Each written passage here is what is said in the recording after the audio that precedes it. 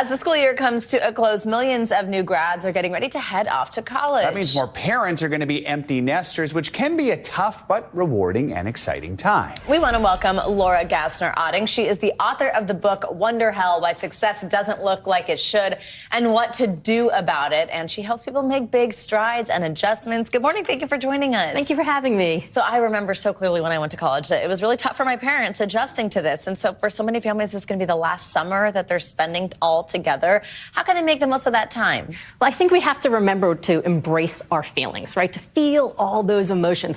I'm in Gen X, so, my parents were boomers. They sent us out to the street. They said, drink from the garden hose, come back when the lights are dark. But as a Gen Xer, we overcorrected. So we were super involved in our kids' activities. Their hobbies became ours. And it kind of feels a little bit like we're losing our best buddies when they leave. Let's fast forward then to September. Kids are settled into their dorm rooms. Parents are trying to now figure out new routines. What are some of the important things they should keep in mind during that process? So we get all this advice at graduation, like the world's your oyster for our kids, but it turns out the world's our oyster too. So as we're watching them setting up their dorm rooms and being themselves and figure out who they are in this new iteration, we should remember that for us, it's also a chance for reinvention. So we should think about, we got that title of parent that was added to all the other titles we have. So what about those other titles? Maybe we want to go back. Maybe we want to figure out what really matters to us now and give ourselves the grace to decide that some things may be more important or less important. And now that we don't have all that time being spent on making dinner and buying prom dresses and going to sports events,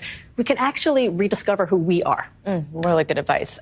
So then kids leave. Parents are like, come back, come visit me, or I want to come visit you. How can parents kind of set expectations so that they're allowing their young adults to live life on their own terms and kind of make those decisions that work best for them, but still let their kids know they want to see them? Well, we have to let them make some mistakes, of course, right? There's big mistakes and small mistakes. So let your kids make some of the smaller mistakes. Let them spread their wings. Let them fly.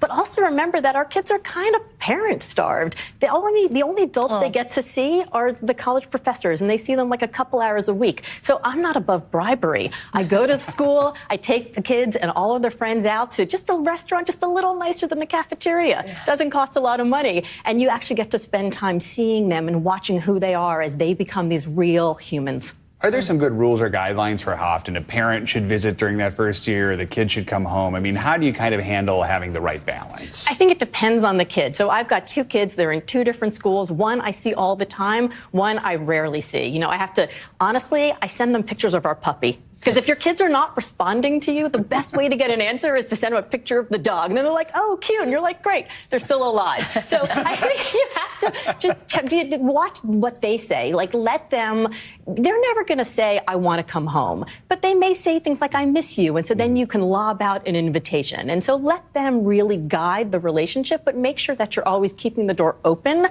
so that when they want to come home, they hint hard enough that you can actually figure that out. Laura, great advice. What a great conversation. Thank you for joining us. Thanks for having me. All right, coming up, Broadway's biggest night did not